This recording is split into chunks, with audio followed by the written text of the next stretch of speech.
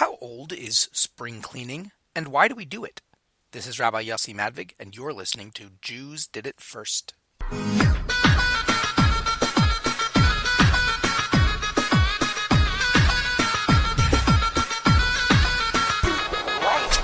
Hey everyone, thanks so much for tuning in. Please subscribe, leave a review. Also, please help and contribute to the podcast. Go to jewisoswego.org/Jews Did It First. Just click on the Make a Donation button in the upper right-hand corner. Helps out a lot. I want to make an addendum to the last episode. My 11-year-old son actually brought something to my attention that I just didn't even realize, didn't think about.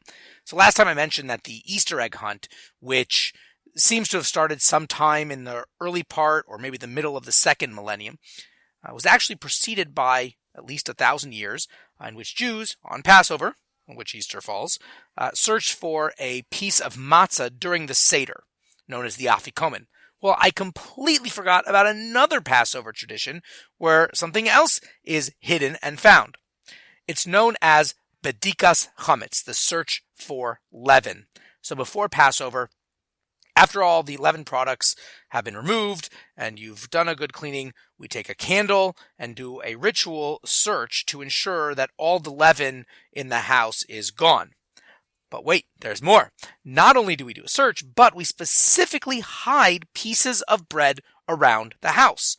The goal, of course, is to find all the pieces, and according to Kabbalah, we should hide 10 pieces. 10 is a good number for all sorts of Kabbalistic spiritual reasons. And this fulfills, after we find them, we then take them and burn them the following day just before Passover starts. And this fulfills the command to destroy our leaven before Passover, as instructed, as described by Exodus 12. I think it's chapter 12. Anyway, so this, like I said, is mentioned in Kabbalah. It's also in the Mishnah, which the Mishnah in Tractate Pesachim and explained in the Talmud. And this is a millennium older than the egg hunt. And it shows now that there's two ways in which Jews did it first. Now, on to the main topic of today, spring cleaning. So, spring cleaning, we're still in the beginning of spring here, despite the snowstorm I drove through the other day, which was absolutely insane. It's common knowledge that, many have a custom to do some major cleaning when spring arrives. But why? And where did this custom come from? So, I did a little bit of research, and according to Wikipedia, I had some very interesting things. In North America and Northern Europe, the custom is pretty practical due to the wet climates and stuff. During the 19th century in America, prior to the advent of our wonderful vacuum cleaner, which ours got totally destroyed because of all the Passover cleaning, we had to buy a new one.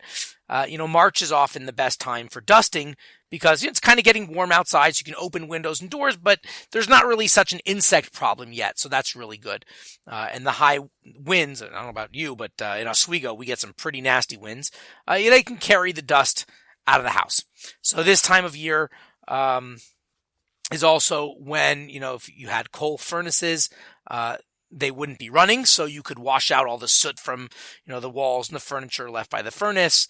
And for the same reason, modern rural households, not in the city, the rural ones, they would use the month of March for different cleaning projects, especially when using chemical products which generate fumes, because then you've got, like I said, the windows open and you don't have to worry about inhaling nasty fumes. But that's only a couple hundred years old.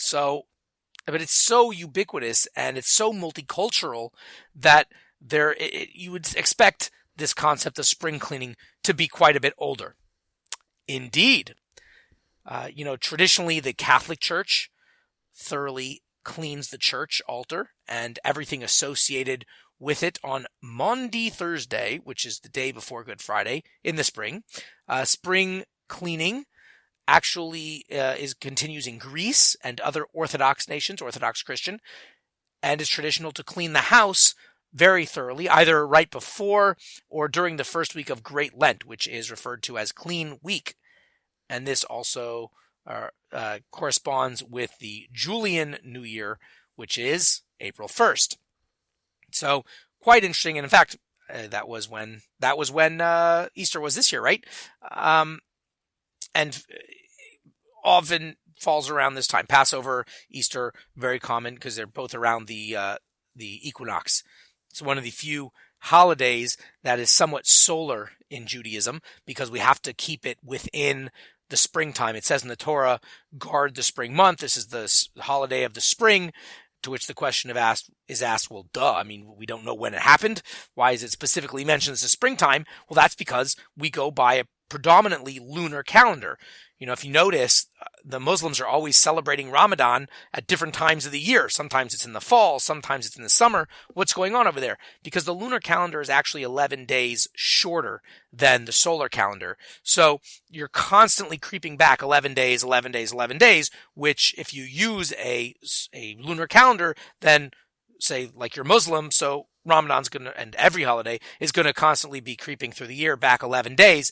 I think also the Chinese use that also. So the Chinese New Year, I think, has a similar problem or issue, not a problem. But anyway, in order to keep that in the springtime, so to keep Passover in the springtime, that's the answer is why does it mention the spring? Because Passover has to be in the springtime. So how do you do that? So every few years we put in another month. So we go back 11 days and then 11 days and 11 days, and then boom, we add another month. So you do that in a 19-year cycle. I think you do that, 3, 6, 9, 12, 50. You do about 6 times in order for that to work. So a little calendar history for you there. But anyway, back to spring cleaning. So that's with the Catholic Church. Obviously, the Catholic Church and the Orthodox rites, that's, this is a relatively new thing. We mentioned, when it came to Lent, as we did in our last episode, that was when it came to the church, I think that was really codified in sort of the beginning of the 4th century with the Nicene Council.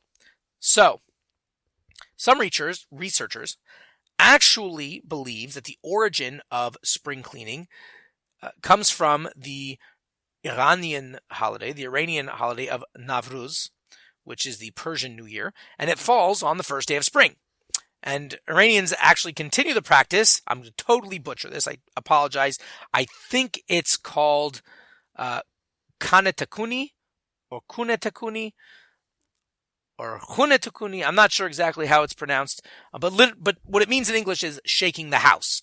So just before the Persian New Year, they do this. Everything in the house gets thoroughly cleaned, from the drapes to the furniture, everything.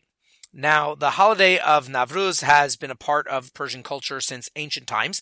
It's associated with Mithraism, and dates back, I think, to maybe the 1st or the 2nd century BCE.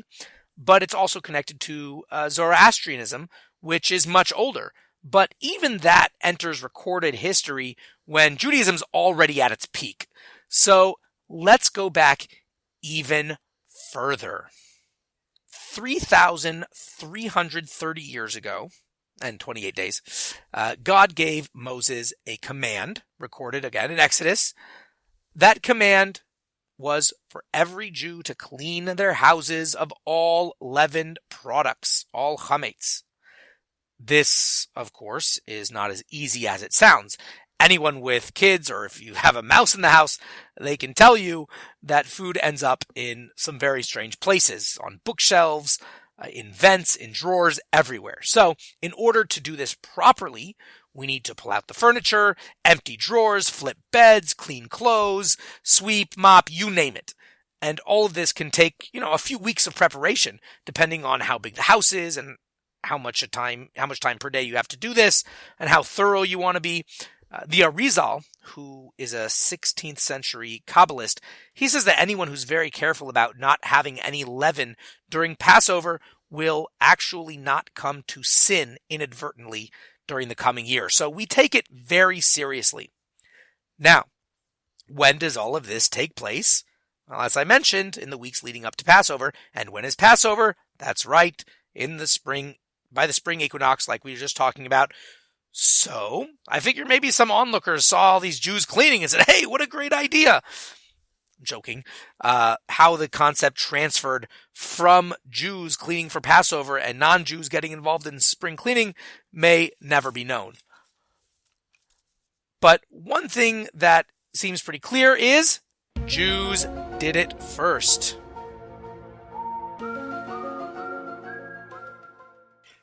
As always, I'd like to end off with a quick Devar Torah, a short word on this week's Torah portion, but this time it's not going to be on the Torah portion. As I mentioned with the last episode of the Lent episode, that we have the Sfiras HaOmer, the counting of the Omer, where for 49 days we count, which happened between Passover and Shavuot when they received the Torah. And interestingly enough, I tried looking to see if for some reason I just thought maybe there was a connection, I don't know why, between Sefirat HaOmer, which we just call Sfira, and the cosmetic brand Sephora. And I was actually quite surprised. There was no connection, but it did mention that it was named after Tzipora, which was the beautiful wife of Moses, and Sephora is the Greek spelling of Tzipora. So I thought that was quite interesting. So I guess with Sephora, Jews did it first. But the term Sephira for Sfirat HaOmer, it means counting. Sofer, Siper, it could mean a few things really. It has, depending on exactly how you vocalize it, it can mean several things. And the one that I want to focus on this time is actually the meaning of shining. It means to shine. And I don't remember if I mentioned in the episode or not, but the counting of the Sphira is correlated spiritually to the powers of the soul. I think I did mention this, and yeah, I know for sure I did. And how each one, but in case you missed it, how each power of the soul, you have kindness, you have severity, you have endurance, you have beauty, all these different characteristics of the soul. I strongly encourage you, go to Chabad.org and you can check out all the cool Kabbalistic things going on over there. I don't want to get too into it now. However, there are 7 powers of the soul, and each of those powers contains within it all 7. So you have kindness of kindness, severity of kindness, beauty of kindness, endurance of kindness, all these different things. And you have 7 powers. Each power has all 7 within it. So 7 times 7, 49. And each day of the Omer, each day of counting the Omer, we are spiritually rectifying that particular soul power. So we're constantly improving ourselves and trying to become better people.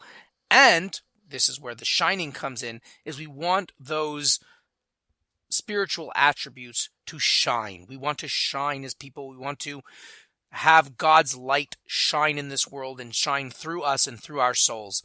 So this is the time of year, a very introspective time of year when we're really trying to connect to God. We don't do things like listen to music or have parties, which interestingly enough is for a different reason.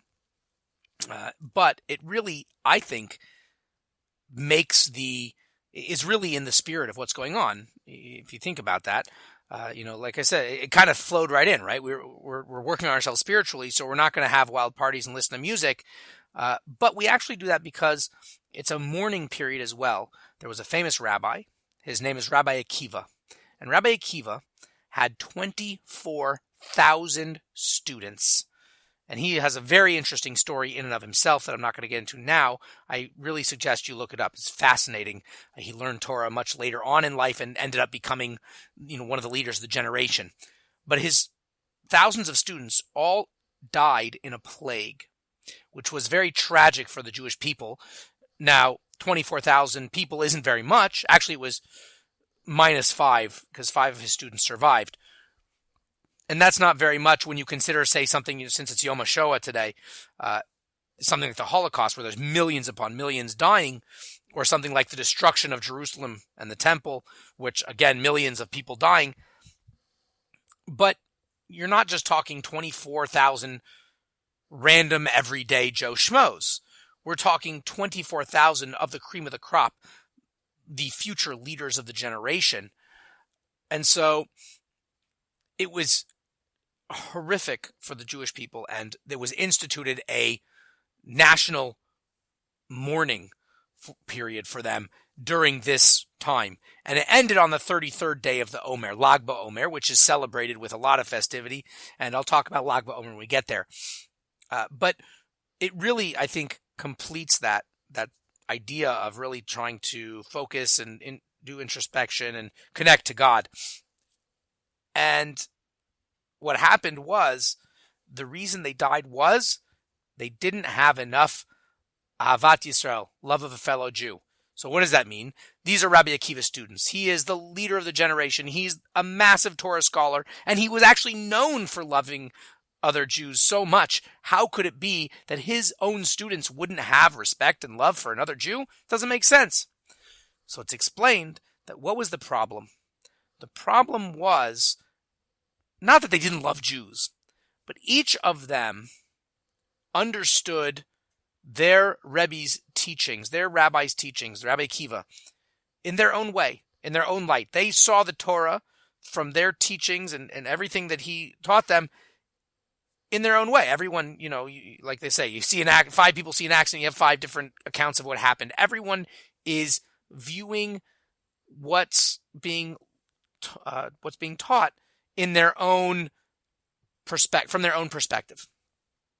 And they loved each other to the point where they couldn't just allow someone to have the wrong idea of the Torah or of God. So they couldn't just let them be wrong, God forbid. So they had to impress upon them how they're wrong and how they should accept what, student A, it has to tell student B that he's wrong and he should accept what student A believes.